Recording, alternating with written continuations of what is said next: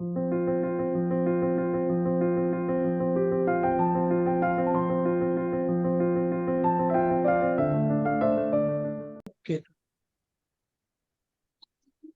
Life का सत्यानाश, partner से अलग कर देगा। अरे सेवेंथ हाउस किसका है? पार्टनर का है ना। जी। तो हाँ पार्टनर से जी। अलग कर देगा। अब इसका उपाय क्या है? मतलब पार्टनर केतु वाला हो तो कैंची वो कहीं और चलाएगा, नहीं तो तुम्हारे साथ चल जाएगी। मेरे फादर का है तो लेकिन मैरिज हुआ ही नहीं होगा। अभी तक। हाँ, मेरे फादर का है लेकिन हुआ नहीं है अभी तक कभी। वो जमाना और था बेटा। उस जमाने में डिवोर्स नहीं हुआ करते थे। डिवोर्स ये पिछले 20-30 सालों से शुरू हुए हैं। उससे पहले ऐसा नहीं है कि डिवोर्स की कॉम्बिनेशन लोगों की पत्रियों में नहीं हुआ करते थे। और चलो तुमने पूछ लिया, अच्छी बात है। मम्मी पापा के बारे में ऐसा नहीं पूछना चाहिए, क्योंकि उनके बीच में क्या है तुम्हें जिंदगी भर कभी पता नहीं लगेगा।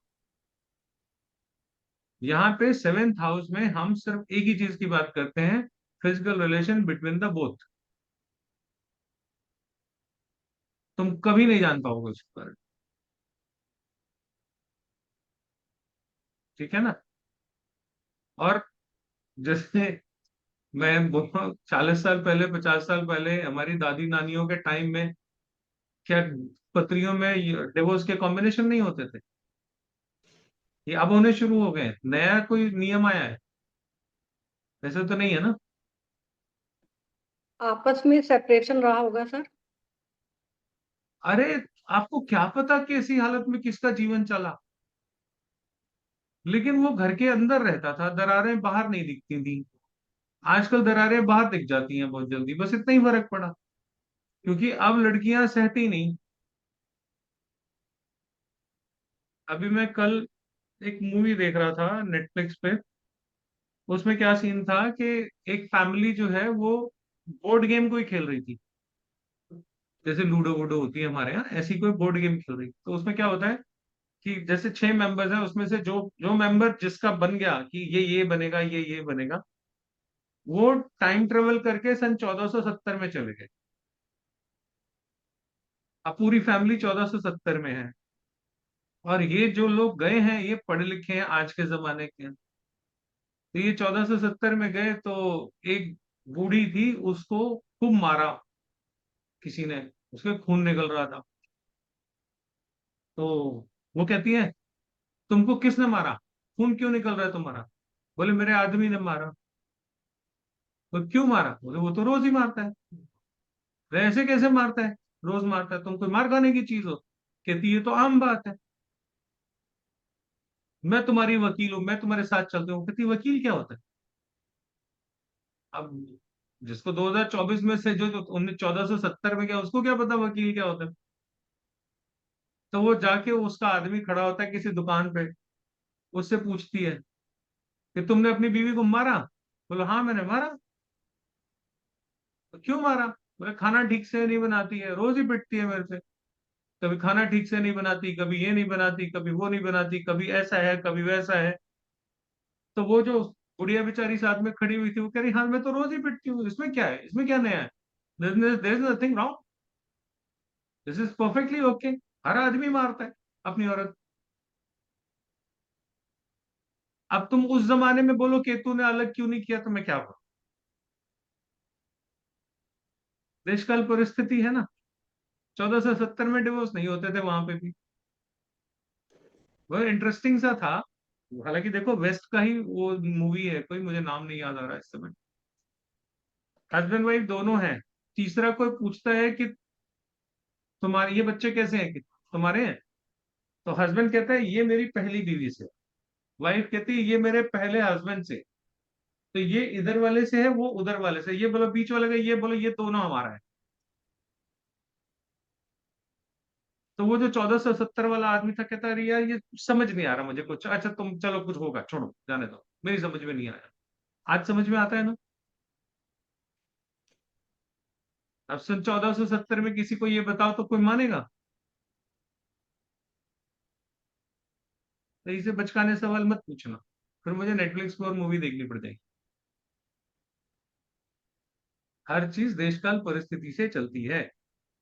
परिस्थितियां बताती हैं कि डिवोर्स उस समय में क्यों नहीं होते थे और आजकल क्यों होते हैं।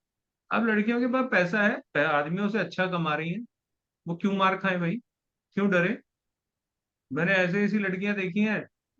मेरे एक रिश्तेदारों में, ये 3 लाख रुपए सैलरी उसकी है, लड़के की 1 लाख रुपए। कहते तू कमाता क्या है? तेरे से ज्यादा तो मैं कमाती हूँ। हो गया डिवोर्स उसका। क्योंकि पैसा आएगा तो ईगो आएगी आएगी, टॉलरेंस खत्म हो जाएगी। तो टॉलरेंस क्यों आती है? मेरी तुम पे डिपेंडेंसी है, इसलिए टॉलरेंस है। मेरी डिपेंडेंसी खत्म हो गई, तू 1 लाख कमाता है, मैं 3 लाख कमाती हूँ, हट, चल, मैं अलग रह लूंगी, अपना घर ले लूंगी, रह रही है अपनी अलग। ये 100 साल पहले नहीं होता था। हमारी दादियों नानियों के टाइम में नहीं होता था, ये पॉसिबल नहीं था उस समय। ठीक है। तो राहु केतु इस तरीके से काम करते हैं। ठीक है जी।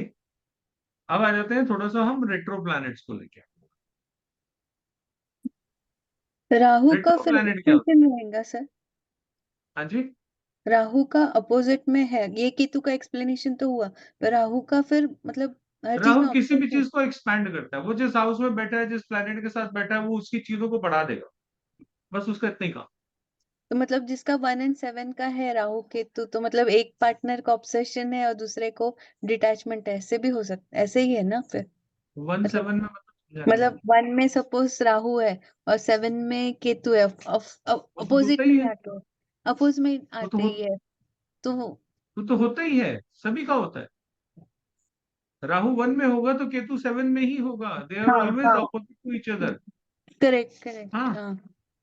नहीं तो उसमें जनरल चलो, केस इस में अगर कोर्स का देखे तो। पार्ट नहीं है, मैं वैसे एक चीज और बता देता हूँ। हम्म। आपकी जिंदगी किस गेड़े में फंसी हुई है? आपकी जिंदगी कहाँ पूरी की पूरी खपने वाली है, पूरी की पूरी कंज्यूम होने वाली है? कौन से 2 घर हैं जो आपको जिंदगी भर नचा के रखेंगे? इन 2 घरों को छोड़ के आप इधर उधर कहीं जा नहीं सकते, भाग नहीं सकते।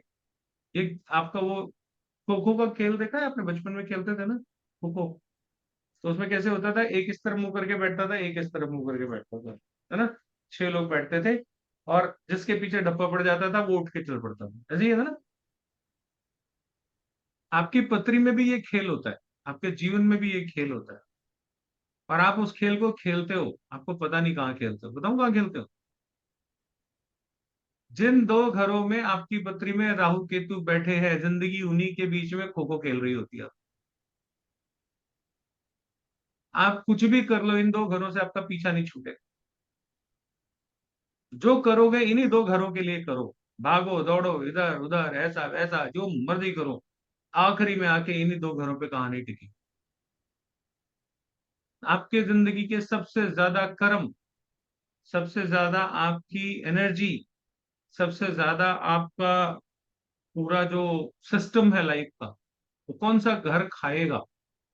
वो घर खाएगा जहां पे राहु और केतु बैठे।